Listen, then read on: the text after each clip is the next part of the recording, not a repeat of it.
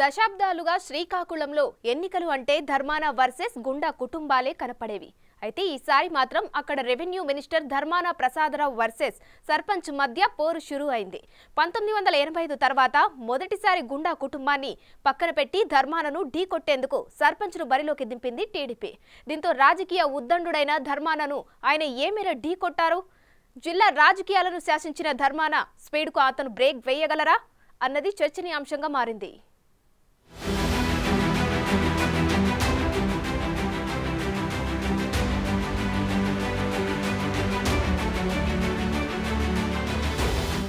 Srikakulam assembly నియోజకవర్గం ఏర్పడ్డాక రెండేసిసార్లు ఎమ్మెల్యేలుగా గెలుపొందిన తంగి సత్యనారాయణ, చెర లక్ష్మీనారాయణల తర్వాత అక్కడి రాజకీయమంతా అటు గుండా ఇటు ధర్మాన కుటుంబాల చుట్టే తిరుగుతూ వస్తుంది. 1985 నుంచి 1999 వరకు వరుసగా 4 సార్లు టీడీపీ నుంచి గెలుపొందారు గుండా అప్పల సూర్యనారాయణ. 1989లో ఎన్టీఆర్ ప్రభుత్వంలో మంత్రిగాను పనిచేశారు.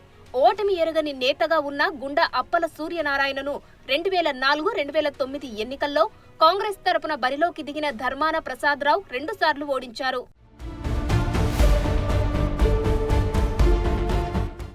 ఆ తర్వాత 2014 ఎన్నికల్లో అప్పల సూర్యనారాయణ స్థానంలో అతని భార్య గుండా లక్ష్మీదేవి టీడీపీ తరపున బరిలోకి దిగి వైసీపీ నుంచి పోటీ చేసిన ధర్మాన ప్రసాదరావును ఓడించారు. 2019 ఎన్నికల్లో తిరిగి లక్ష్మీదేవిపై ధర్మాన ప్రసాదరావు గెలుపొంది మంత్రిగా కొనసాగుతున్నారు. ఇక 1985 నుంచి గుండా కుటుంబం శ్రీకాకుళం నియోజకవర్గ రాజకీయాలలో చక్రం తిప్పుతుంది. సొంత నియోజకవర్గమైన నరసన్నపేట నుంచి 2 సార్లు కాంగ్రెస్ తరపున గెలుపొంది 2004లో శ్రీకాకుళంకి వలస నాయకుడిగా వచ్చి శ్రీకాకుళంలోనే స్థిరపడ్డాడు ధర్మాన ప్రసాదరావు. ఇక అప్పటి నుంచి శ్రీకాకుళంలో గుండా ధర్మాన కుటుంబాల మధ్యే ప్రధాన పోరు జరుగుతూ వస్తుంది. అయితే 1985 తర్వాత మొదటిసారి టీడీపీ అధిష్టానం గుండా కుటుంబాన్ని పక్కన పెట్టి టీడీపీ యువనేత గారా మండలం కిష్టంపేట సర్పంచ్, ఉమ్మడి శ్రీకాకుళం జిల్లా సర్పంచుల సంఘం జిల్లా అధ్యక్షుడిగా ఉన్న గొండు శంకర్కు టికెట్ కేటాయించింది. శ్రీకాకుళం పార్టీ ఇన్ఛార్జిగా ఉన్న లక్ష్మీదేవిని కాదని శంకర్కు టికెట్ ఇవ్వడంపై గుండా వర్గం భగ్గుమంటుంది. అధిష్టానం నిర్ణయానికి వ్యతిరేకంగా ఆందోళనలు, నిరసనల బాట పట్టారు గుండా వర్గీయులు. పార్టీలో కింజరాపు అచ్చెన్నాయుడు కుటుంబంతో ఉన్న విభేదాలతో క్రమంలో తమ అనుచరుల అభిష్టం మేరకు స్వతంత్ర అభ్యర్థిగా బరిలోకి దిగాలన్న ఆలోచనకు వచ్చారు లక్ష్మీదేవి. ప్రత్యర్థి పార్టీలోని పరిస్థితులను ఎప్పటికప్పుడు గమనిస్తూ వచ్చిన ధర్మాన అన్ని తన గెలుపుకు అనుకూలించేలా ఉన్నాయని ముచ్చటపడ్డారు. అంతకు ముందంతా రాజకీయాల నుంచి విశ్రాంతి తీసుకోవాలనుకుంటున్నానని సీఎంకి ఇదే విషయం చెబితే ఈసారి పోటీ చేయమని కోరారని, తనకి పదవులపై మోజు లేదని, గెలిపిస్తారో ఓడిస్తారో మీ ఇష్టమని వైరాగ్యంతో మాట్లాడుతూ వచ్చారు ధర్మాన.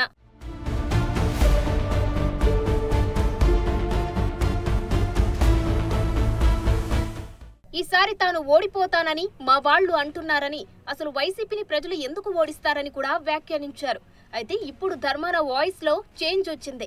శ్రీకాకుళం టీడీపీ అభ్యర్థిగా గుండా కుటుంబానికి చెందిన వ్యక్తులు బరిలో లేరు కాబట్టి మనం సునాయాసంగా గెలుస్తాం. శ్రీకాకుళంలో గత 4 సార్లు గెలిచిన దానికంటే సునాయాసంగా తాను గెలుస్తానని, అసలు టీడీపీ అభ్యర్థి ఎవరో కూడా ఎవరికీ తెలియదని అంటున్నారు. ఇటీవల జరిగిన జిల్లా పార్టీ విస్తృత స్థాయి సమావేశంలోనూ 40 ఏళ్ల రాజకీయ అనుభవం ఉన్న తాను ఇంకా ప్రజల ముందుకు ఓటు కోసం వెళ్లాలా, నేను వెళ్లను, నా బదులు పార్టీ విభాగాలే పనిచేస్తున్నా వ్యక్తం చేశారు ధర్మాన. కానీ వాస్తవానికి ధర్మాన బయటకు చెబుతున్నంత ఈజీగా పరిస్థితి లేదని రాజకీయ విశ్లేషకులు భావిస్తున్నారు. వాస్తవానికి జిల్లాలో రాజకీయ ఉద్దండులుగా ఉన్న గుండా ధర్మాన కుటుంబాలు ఒకరి చేతిలో ఒకరు ఓడిపోయినా అవమానంగా ఫీల్ అయ్యేవారు కాదు. వారిద్దరు కూడా గాలికి అనుగుణంగా రాజకీయ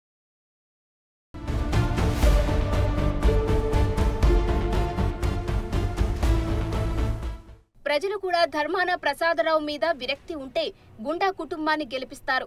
గుండా కుటుంబం మీద కోపం వస్తే ధర్మాన ప్రసాదరావును అందలం ఎక్కిస్తారు. కాబట్టి ఇక్కడ ఎవరు ఒకరి మీద ఒకరు వైరం పెంచుకోరు, విమర్శించుకోరు. కానీ మొదటిసారి ధర్మానను టీడీపీ కొత్త అభ్యర్థిని ఎలా ఎదుర్కోవాలో అర్థం కాని పరిస్థితి ఎదురైందట.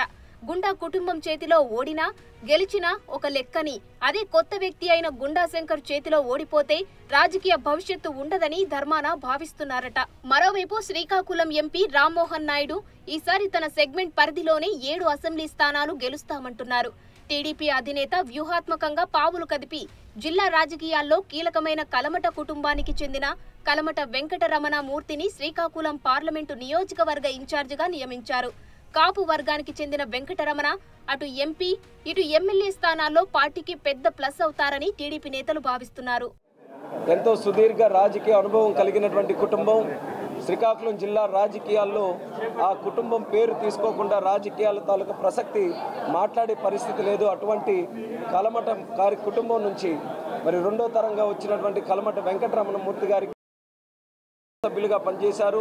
ఆయనకి కూడా సుదీర్ఘమైనటువంటి రాజకీయ అనుభవం కలిగినటువంటి వ్యక్తిగా గుర్తించి మరి తెలుగుదేశం పార్టీ జాతీయ అధ్యక్షులు చంద్రబాబు నాయుడు గారు మా పార్లమెంటు నియోజకవర్గానికి ఈరోజు నూతనంగా జిల్లా పార్టీ అధ్యక్షులుగా నియమించడం నిజంగా తెలుగుదేశం పార్టీ కార్యకర్తలు కుటుంబ సభ్యులు అందరి తరఫున ఆయనకి అభినందిస్తున్నాం. చంద్రబాబు నాయుడు గారు కూడా మా ధన్యవాదాలు తెలియజేసుకుంటున్నాం. మొట్టమొదటిసారి ఈ జిల్లాలోనూ రాష్ట్రంలోనూ ఒక ప్రధాన సామాజిక వర్గమైనటువంటి కాపు కమ్యూనిటీ నుంచి ఈ యొక్క స్థానంలో కూర్చోబెట్టడం నిజంగా ఎంతో సంతోషం కలిగిస్తుంది. ఈయన సంపూర్ణంగా ఈ యొక్క స్థానానికి న్యాయం చేయగలడని చంద్రబాబు నాయుడు గారు నమ్మి ఎలక్షన్లకు ముందే ఒక భుజాల మీద పెట్టడం జరిగింది. ఒక దుర్మార్గమైనటువంటి ప్రభుత్వం ఈరోజు రాష్ట్రాన్ని ఏలుతుంది. ప్రభుత్వాన్ని గద్దె దింపడానికి ఎప్పుడు కూడా గతంలో చూడండి తెలుగుదేశం పార్టీ రాష్ట్రంలో ఉమ్మడి రాష్ట్రంలో కూడా గెలిచిందనంటే దాంట్లో కీలకమైనటువంటి పాత్ర మా శ్రీకాకుళం జిల్లా ఉండింది. ఎప్పుడు శ్రీకాకుళం జిల్లాలో తెలుగుదేశం పార్టీ గట్టిగా కంచుకోటగా ఎగరవేసినా రాష్ట్రంలో కూడా తెలుగుదేశం పార్టీ వచ్చింది. చంద్రబాబు నాయుడు గారు ముఖ్యమంత్రి అయ్యారు.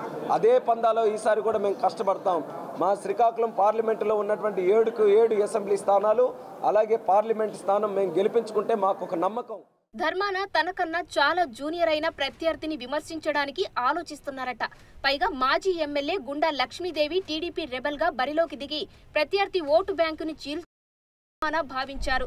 కానీ ఈ నెల 15న పలాస పర్యటనలో చంద్రబాబును కలిసి టికెట్ విషయమై చర్చించిన తర్వాత క్రియాశీల రాజకీయాలకు దూరంగా ఉంటున్నట్లు గుండా దంపతులు ప్రకటించడం ధర్మానకు మింగుడు పడడం.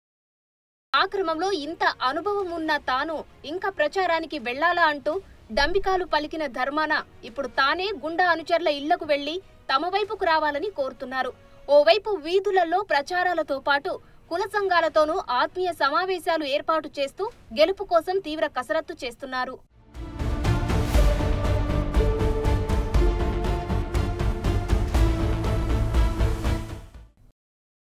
చాప కింద నీరులా ఇక నియోజకవర్గంలో అల్లుకుపోతున్నారు. గత 2.5 ఏళ్లుగా టీడీపీ టికెట్ ఆశావాహుడుగా నియోజకవర్గంలో విస్తృతంగా పర్యటిస్తూ చాలా వరకు పట్టు సంపాదించారు. పైగా గుండా లక్ష్మీదేవి అనుచరులతోనూ సత్సంబంధాలు కొనసాగించడంలో సఫలీకృతులయ్యారు. దానికి తోడు కలమట వెంకటరమణ ఆయనకు తోడవ్వడంతో ధర్మాన వర్గం హైరాణ పడుతోంది. శ్రీకాకుళం అసెంబ్లీ నియోజకవర్గంలో ప్రధాన ఓటు బ్యాంకు పట్టణ ఓటర్లే. దాంతో వారి నాడిని బట్టే అభ్యర్థుల గెలుపోటంలో ఆధారపడతాయి. మరి ఈసారి వారు ఎవరికి పట్టం కడతారో చూడాలి.